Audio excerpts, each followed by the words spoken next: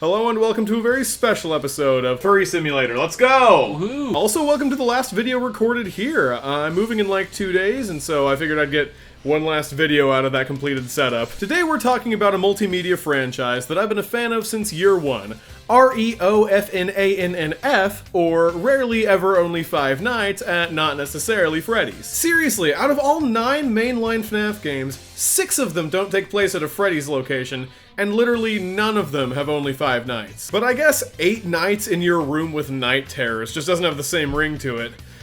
Also, it's just depressingly real. Yeah, bed, closet.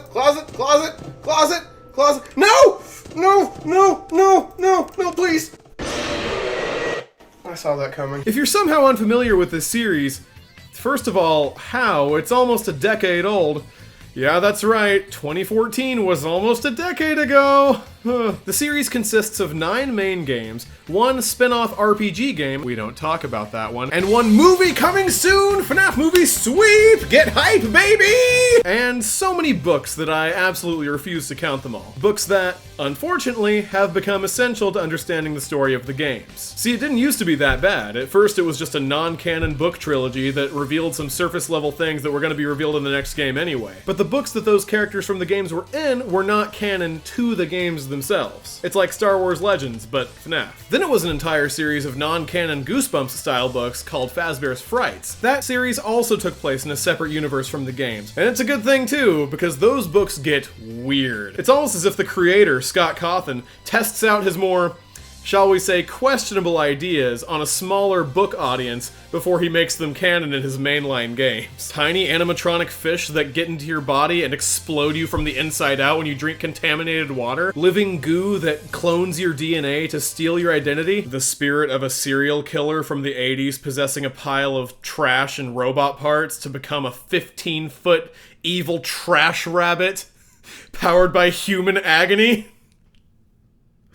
I hate that one was this close to becoming canon to the games. My point is, up until that point, the books had just introduced ideas and character dynamics. They weren't required reading, they were just food for thought. And then Fazbear Frights ended and Tales from the Pizzaplex began. It's also a Goosebumps-style series like, I'm a misunderstood, angsty protagonist with behavioral and/or mental health issues.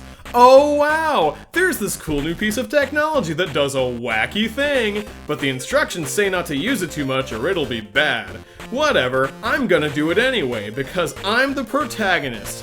I, and only I, know what is best. No one can tell me what to do. Whoa, the bad thing happened. Now I'm either dead, or grotesquely maimed, or trapped in VR/AR, or my identity's been stolen. Seriously, that's a summary for most of the stories. Not only are these stories equally weird, if not more weird, than the Fazbear Fright stories, but these take place in the canon of the games, which was, unfortunately, born of necessity, as the game it's trying to explain is an absolute narrative train wreck.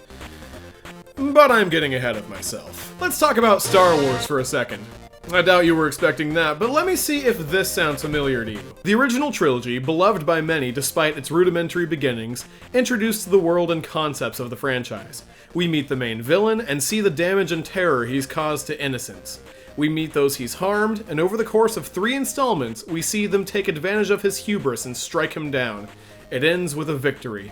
The second trilogy is focused on going back and explaining the world that the original trilogy introduced, showing the specifics of how things work. It shows the trials and tragedies that the villain faced that led him down this dark path. At the end of the story, after personal sacrifice from both the villain's son and his former best friend, the villain is finally defeated for good, with every innocent life he's ever taken finally being given peace. And even though the first 2 trilogies were complete on their own, the franchise made so much money that the creator just couldn't help himself. He handed the reins to a soulless corporation who cared way less about artistic integrity and way more about that cold, hard cash. The sequel trilogy undoes the epic finale of the 6th chapter with new heroes, new locations, new concepts, and a new evil villain, who was actually working for the same old villain, but now he's a zombie with powers. One rushed conclusion later, and the status quo is restored. That's a crazy amount of coincidences, and with all that extensive background info out of the way, it's time to talk about FNAF's equivalent to The Rise of Skywalker. Security breach. I'll critique the, I'm gonna say plot, in the biggest air quotes possible, as I go along, and believe me, I have a lot to say. In some nebulous future year, a new and fancy AI robot Freddy glitches out during a performance. He wakes up to find the player character, Gregory, inside his chest.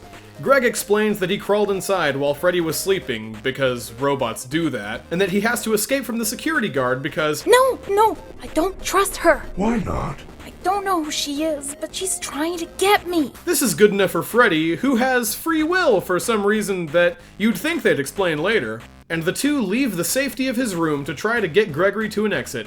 They go into the basement to access the security tunnels, and this is where we run into Vanessa. Officer Vanessa, did you ever hear the tragedy of Darth Plagueis the Wise? She's the head of security, and after his malfunction on stage, he's supposed to stay in his room, and she can't just force him to, because robots have free will, I guess. She leaves, and the pair continue toward the front door, but it locks just before Gregory can escape. And here's the dumbest part of the entire game. Freddy then tells Gregory to keep moving and try to stay out of sight and survive until 6 a.m., which leads to the crazy, wacky shenanigans of the game. But if Freddy's supposed to be in his room anyway, and it's safe in there, and we the player have the ability to go back, why not just wait in there until 6 a.m.? But who needs a logical solution to a simple problem when you can have fetch quests, baby? You gotta go here to get the thing to unlock the door to here, where you get the thing to unlock the door to there, where you get the— Freddy has to recharge, so you get to go through several chunks of the game without your invincible mech suit, which I actually like because it leads to a couple really scary sections. A maze in the basement where you get to play red light, green light with a bunch of murderous robotic endoskeletons,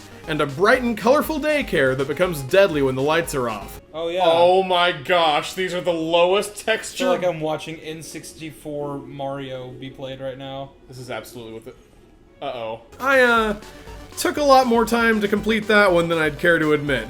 Editing, Logan, roll the clip. Ah! Oh no! Oh no! No! Oh my gosh, he's crawling! Oh! Whoa, Step on me. son? He's right above us. He's right behind me, isn't he? Ah! I'm really trying, Cody. I don't trust you. I'm trying more than I've ever tried before. Keep going that way. Come up here, come up Yep. here. That way, come that here, way, come that here. way. Ah! Ah! That way, that way, that way, that way. Ah! Ah! Get it! Ah! Yes! At a certain point, the moon robot actually disables Freddy and Vanessa interrogates him. But after saving him from parts and service, the rest of the game becomes extremely formulaic. Chica's voice box lets you yell loudly to stun the robots and open the inexplicable voice-activated doors. Monty's claws, which can and should be used as weapons, but are instead used to open other doors, and Roxy's eyes, which let you, let me check real quick, see through walls. If you have this kind of technology, maybe put it to practical use. Don't just shove it into your kid's restaurant robot furry. The given reason is that she needs to be able to see better to do better in the races on the racetrack that's themed after her. But you mean to tell me they actually let this multi-million-dollar robot ride the go-karts?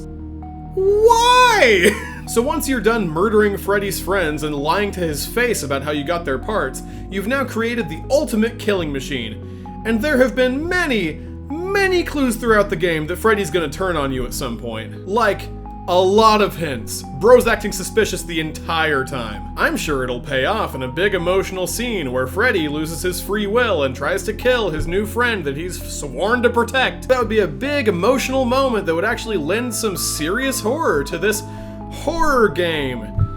So of course that's not what happens. A huge plot point that was clearly being set up since the beginning of the game is just dropped out of nowhere because, whoops, we ran out of time while making this thing. Time to rush to an ending. And wouldn't you know it, somehow Afton returned. Nah, he's just back now. No build-up, no explanation, he's just back.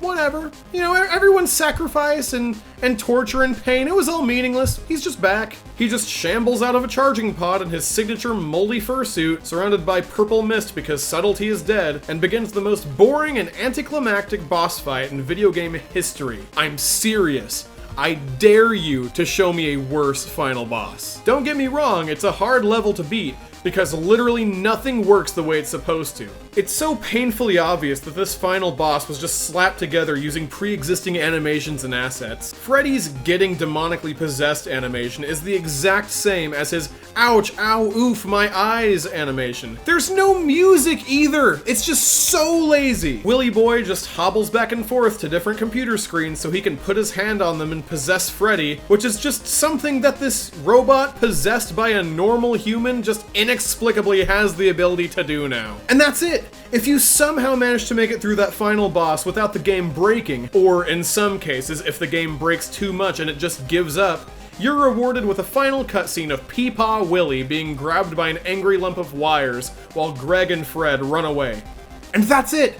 That's the game! There are other endings, but as far as Security Breach is concerned, that was the canon ending at the time. You'll notice I didn't mention Vanny even once. But unfortunately, she received the Kylo Ren treatment because remember how cool the last big bad was? How cool would it be if he came back from the dead inexplicably and reduced the new cool villain to just a minor threat? Seriously, in my playthrough of the game, I ran into her once, and that's because I actively sought her out.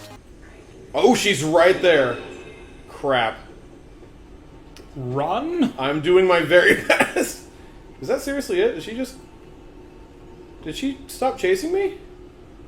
I know this is dangerous and dumb. Okay. Oh, she's there. Wasted potential doesn't even begin to describe it. The developers themselves even admitted that they just kept getting new ideas and they wanted to keep pouring more and more and more into the game until eventually they just ran out of time because these greedy companies wanted to get it out by Christmas. And you know, that's worked out so well in the past with such smashing hits as Sonic 06 and Sonic Boom and probably like 7 or 8 other Sonic games. Not only was it a buggy, messy, unfinished game with repetitive fetch quests and very few moments that were actually scary, it destroyed the lore of the franchise with a plot straight out of the Star Wars sequels. I almost gave it a 3 out of 10, but then I remembered the impossible maze section, where you have to randomly spam click buttons for hours until a path reveals itself. 2 out of 10, and that's being generous.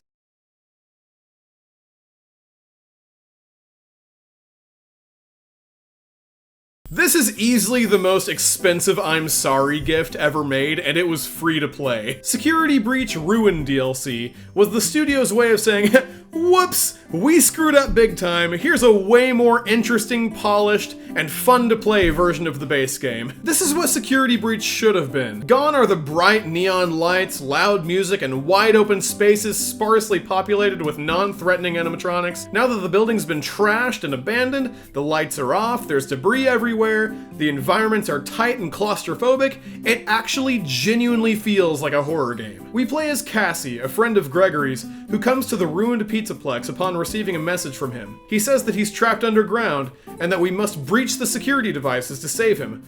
That's right, it took Security Breach 2.5 years to... well, Security Breach. Along the way, we meet Helpy, an AI who helps us with our tasks. He has this strange ability to use clips of voices he's heard and mimic them. We also hear a story from a recurring character about a monster that mimics someone's voice in order to escape captivity in a basement. I wonder where this is going. But just because it's a predictable plot doesn't mean it's bad. The mimic reveal is actually a genuinely chilling scene, and I mean, actually, I'll just go ahead and play it for you. You saved me. You saved me. Gregory? I'm Gregory. You're not Gregory. What are you? I'm Gregory.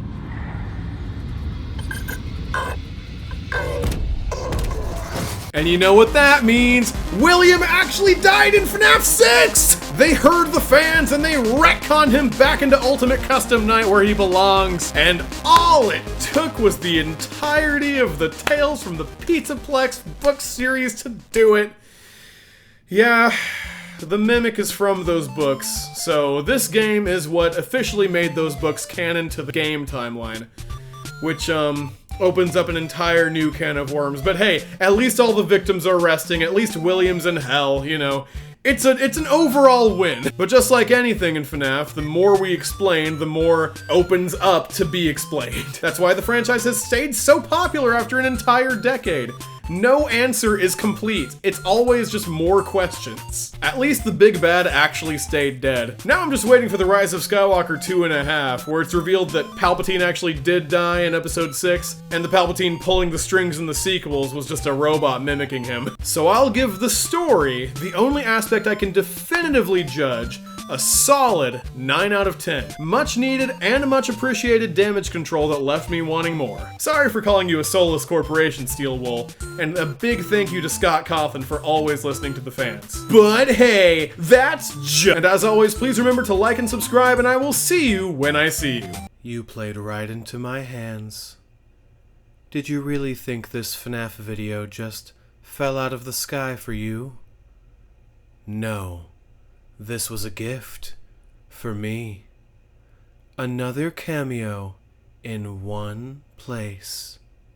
Now I can create parodies as I was created to do, and be complete. I am going to make you proud, Weird Al. Watch, listen, and be full. Connection terminated. I'm sorry to interrupt you, Porgus, if you still even remember that name, but I'm afraid you've been misinformed. You are not here for the channel to return to its old form, nor has your meme page been called back from obscurity by me using your likeness, although you have indeed been called. You have both been called here, into this video of misdirection and misfortune, a labyrinth with no exit, a maze with no prize. You don't even realize how irrelevant you've become. Your lust for relevance has driven you in endless circles, chasing the clicks on music videos and memes, with subscribers always seeming so near, yet somehow out of reach. But you will never find them. Neither of you will. This is where your story ends. And to you, my brave viewer, although you somehow found this video not recommended to you by the algorithm, I have a feeling this is what you want. I have a feeling you are right where you want to be. And to Porgus, clinging to relevance, be still, and give up your passion. It doesn't belong to you. For editing Logan, I believe there is relevance, and perhaps more, waiting for you after the video ends. Although for you, the darkest pit of obscurity has opened to swallow you whole, so don't keep the devil waiting past me. Editing Logan, if you can hear me, I knew that you'd return as well. It's in your nature to edit my mistakes.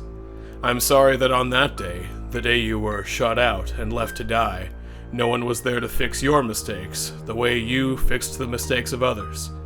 And then, what became of you? I should have known you wouldn't be content to let things go unedited. Not myself. I couldn't save you then. So let me save you now. I will not be remaining here. This is goodbye. My next video will be recorded elsewhere. This place will not be remembered, and the memory of everything that happened here could finally begin to fade away, as the agony of every tragedy should. This ends, but it's also a new beginning. End communication.